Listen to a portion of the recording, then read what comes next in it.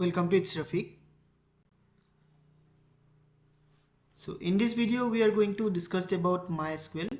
I have already gave you one simple question paper. So here is the simple question paper. We have to create a table with following declaration and the table name should be student. We have these columns: roll number, name, date of birth and gender. And roll number should be integer, name worker, date of birth date and gender character. So in practical examination, to create the table you will get 2 mark. So let us see how to create a database and how to create a table inside that database. So let us start MySQL first. We'll click on start button, search MySQL. You will see here MySQL command line client. Click there and the MySQL command line will appear. While it will appear for the first time, it will ask you a password, and the password will be set by the database administrator while installing it. So while you are doing it in school or in your institution, you can ask for the password to the IT instructor. So at first you will have to write the password. As my password is just 1234, I'll write as 1234 and press enter key. And after that we'll have to create a database with our name. For that we will write create database. Suppose I am keeping database name as Rohit, so I will write Rohit and semicolon to execute the query. After that press enter key to create the database. Now you see query OK, one row affected, that message appears. If that particular database is already available in the computer, it will come as query error. Now you see, if I try to create a database with the same name, it will come as error because the database is already existed. So database name should be unique. If the same name is already available in computer, then you can just keep a number. I am keeping here Rohit1, so it will allow us to create. But as I don't require Rohit1, so I am going to delete it. Drop database Rohit1. Sorry, spelling is wrong. The spelling should be correct. Rohit1. Query OK, that means the query worked. Now we have already created a database with the name Rohit. So we have to create a table inside that particular database. Now to create a table inside that database, we will have to select the database. For that the query is use and the name of the database. That name is just now I have set as Rohit. Now the reply will come as database change. If you get that message, that means database is successfully created. Now we will have to create a table inside that particular database. For that we will write the command as create database table, then name of the table. As you can see in the question, the table name is student and the table have 4 columns: roll number, name, date of birth and gender. So we will go to MySQL. Here we'll keep the table name as student, STUDENT. After that we'll turn on the bracket and we will come down. Now we will see the first column name. The first column name is roll number. While you are writing a column name, there should not be any spaces and the name should start with a character. So we'll not give any space, just we'll write roll underscore no and data type, that is integer. After that constraint, that will give as primary key. After that comma, and we'll move to the next column. Our next column is name. The data type is worker, size is 20, and the constraint is not null. Not null means the field must have some value inside the table. So let's go back. We'll write the column name as name. After that we'll write the data type name, that is varchar, and inside the bracket we'll mention the size. That size, that means when we write worker 20, that means that column can store or hold maximum 20 characters. So it can hold 20 characters, and our constraint is not null. After that comma, and our next field is date of birth, and the data type is date, but there is no constraint. So here we'll write DOB, we can write in short form, or we can write the complete name, date underscore of underscore birth, and the data type is date. As there is no constraint, directly comma, will come to next line, and we will write the next column, that is gender. Again we'll write the data type of gender, that is character, and size as 1. Size should be always right inside brackets. You will remember we have to mention size only for worker and character. For integer and date we don't have to mention the size. And after that we started a bracket after the student. You can see that bracket will close here and a semicolon. While you are writing command for creating the table, you have to be careful. If you missed a single bracket or a single comma, again you will have to write the whole command again. So be careful. Press enter key. If everything is fine, you will get the reply as query OK, 0 rows affected. If there is something error, then the reply will come as error and the line number and particular type of error what you have done. Now our table creation is done. That means we'll come to the question that 2 marks question done. Okay, that 2 marks one done.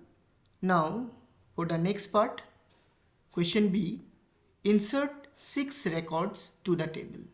Means we have to insert record. Sometime on the question paper only what record you will have to insert, it will be there. Sometime that information will be not there. So you will have to write the information from your side. So let's enter the record. We'll go back to MySQL command line. To enter record, we will write insert insert 1 space into together, then name of the table. Our table name is student. After that values, because we have multiple values, that's why values, not value. S is required, remember it. After that we can come to next column, or we can continue in, we can come to next line, or we can continue in same line. I am coming to next line, bracket, and we'll write roll number, let it be 1, name, let Rohit only, then date of birth. While you are writing date in MySQL, you have to remember first the year come. Just suppose the year is 2011, days, the month 01, and the date, let it be 01. Then inverted comma close, comma, gender will write as M, bracket close, then inverted comma close, bracket close. After that, if we have more records, then we'll not write here semicolon. Instead of, we'll put a comma, and we'll come to the next line. Here we will write the next record, that is 2, and write any other name. After that, again date of birth 2010 02 12, comma, let the gender be F, and suppose it's done, then you will put a semicolon to execute the queries. Error, because you will see on the line number 2 I have not written gender F within inverted comma, that's why this error appears. So we can enter the previously typed command by using up arrow key. As you can see, while I am pressing up arrow keys, the commands are changed. So insert into student values, then enter.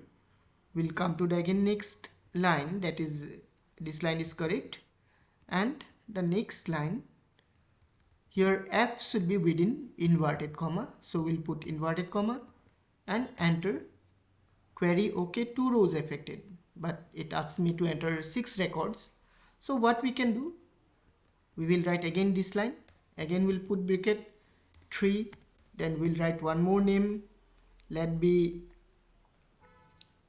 Sahil, then date of birth we will write 2012 05 15, then gender will write M, comma, we'll write now roll number 4, name Anu, then date of birth,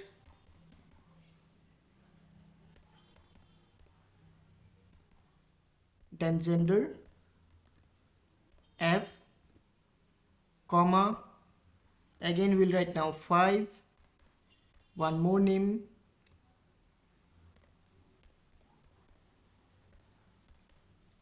then within inverted comma we'll write the date of birth,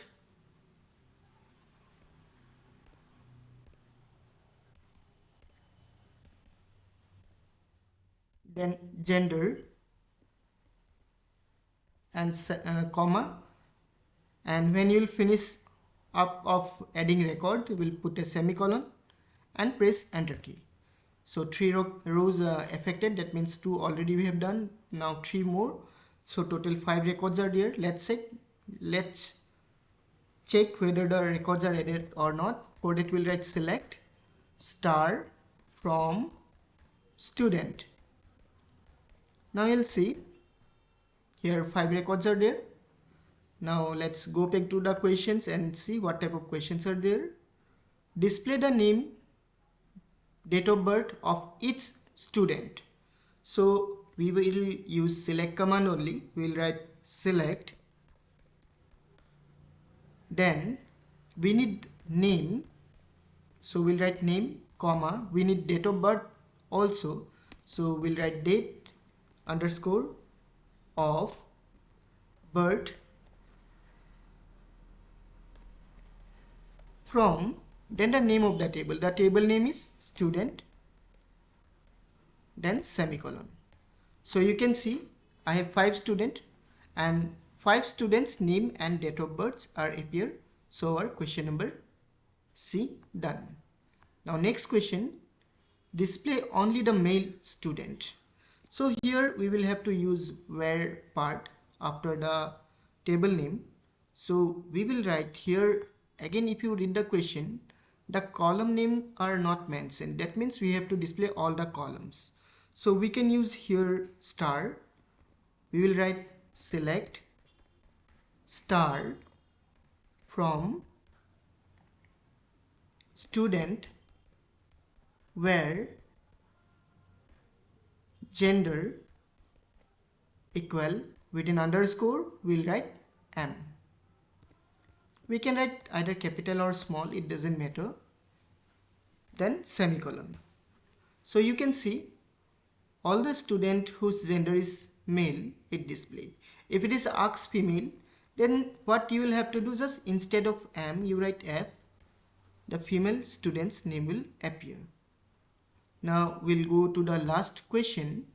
Display the name and date of birth of the student whose name start with A. For that we will have to use like clause or command. Let's do it. So the first part will be same only. Select star from student where name, after that like, then we will put single inverted comma A, then percentage symbol. Here percentage symbol specify that after A there are variable number of character, means there may be 0 or more number of characters are there. So whoever name start with A, that name will display. So let's run the command. So you can see we have just one student Anu whose name starting with A. So we are getting only that particular record. So this way you can do MySQL database practical using MySQL command line. I think most of the school will not ask you to do MySQL practical. Even metric also very rare chance. So better if you do more practice on C programming and HTML. Now we'll try one C program. We will try sum of the digit of a number. That is very important program, generally comes. So for that we will require required code blocks. We can use other IDE also, but I think most of the school will use code block only. So we are going to use this app only here. So we are trying now this C program. Sum of the digit, if we have the number as 456, then the sum should be 4 plus 5 plus 6. 4 and 5 is 9. 9 plus 6, 15. So the answer should come as 15. We'll have to wait a bit time because it's take little time to open. Now we will go to file menu, new, then empty file. Here always remember, you don't create a new project. File, new, don't create a project or class. You will have to always select file, new, then empty file. After selecting empty file, you will have to come to status bar. There you will see file name will be there, and after that plain text is written. You have to click there and select C and C++. Then automatically your code will be highlighted according to their types. So at first you will have to write the header file. While you write the header file, after hashtag there is no space, remember. So include. Now you'll see after writing just in, include is suggesting to select that word, just press tab key. It will automatically select it. After that bracket, for giving the bracket you will have to type shift and that comma key, then this bracket will appear. Then stdio dot h, we'll have to use a main function. Main function is very much important for the program.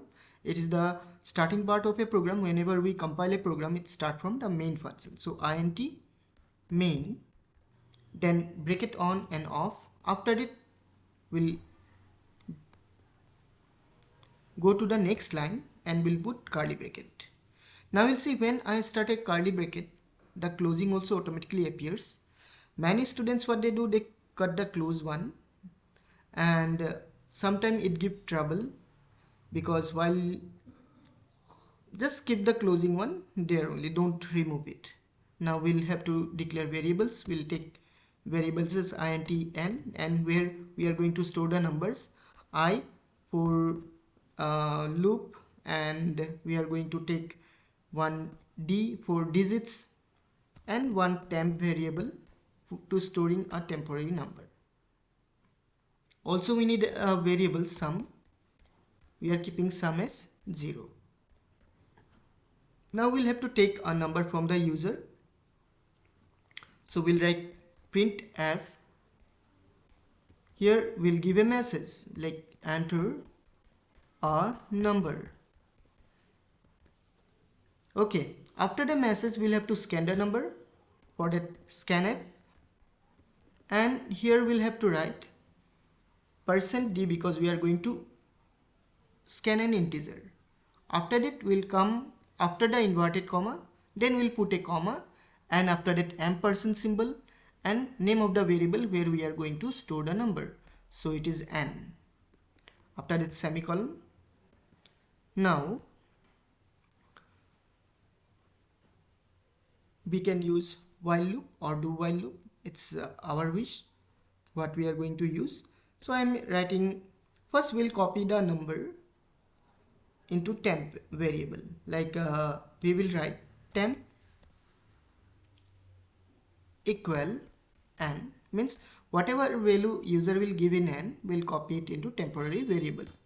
Now we are going to write a loop while temp greater than 0. We'll continue the loop till the value of 10 is greater than 0. And inside the while loop, at first what we'll do, we'll have to find out the digit. For it we'll write d equal temp modulus 10. Okay, after that again we will write sum equal sum plus d, means here at line number 10 we'll extract the digit. Whatever number will be in one's position, that will be extracted and it will be added to the sum. After that, after adding that particular digit to sum, we will have to again divide the number. So we'll write temp equal temp divide 10, means if the temporary number is 456, it will divide by 10 and we'll get the answer as 45, means the last number will be skipped. So in while loop, this part will be initialize, this part will be condition part, and the last line, line number 12, it is increment or decrement part. And now we'll come out from the while loop. Here we will display the result. Print f, in bracket we'll write sum is %d and the variable is sum. After that, the last line, return 0. So our program done. Now we will have to save the program. After writing your program, you will have to save the program. For that you will go to file menu. You can take anyone, save or save as, and you can choose the location. My location is by default, it is desktop. You will give a name. I am giving the name is exam and save. After saving the file, you will have to go to build menu. There you will get one option, build and run. Also you can press shortcut key from your keyboard F9. If you don't want to find out, just you can press F9 key from your keyboard. So you will compile. If there is no mistake, then you will get the output. Here I am getting an error. It's showing that line number 5 semicolon missing. So you can see I forgot to give semicolon. So remember, semicolon is very much important in a program. Don't miss it. Again, I'll compile it. If there is no error, then we'll get the output. So I'm getting the output. I'm entering the number is 456. So the answer is the sum is 15. So this way you can do this program, the sum of the digits of a number. This is very much important program, and the same program will also work if it asks you to extract the digit. If it asks to extract the digit, then what we will do, in here just we'll add one more printf statement, and we will write here extracted /n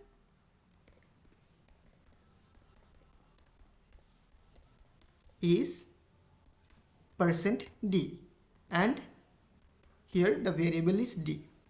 Just we'll add this extra line. Now we'll again compile the program.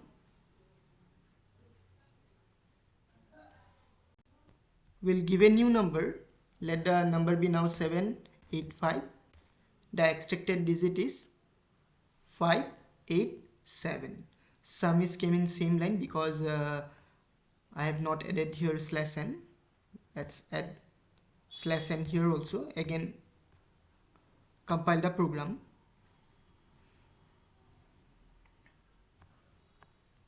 784. So the extracted digit is 487 and the sum is 19. So this way you can do this program. And for oral you can learn some simple questions like variable. The basic concept: variable, main function, use of printf, use of scanf, what is a loop, what is a function, different part of function. This type of questions you can read. I have already gave some simple questions for oral or viva. If you search in my video list, you will get it. I will pin also that link so that you can go through that. So thank you for watching. See you in a new video. Till then, take care and bye.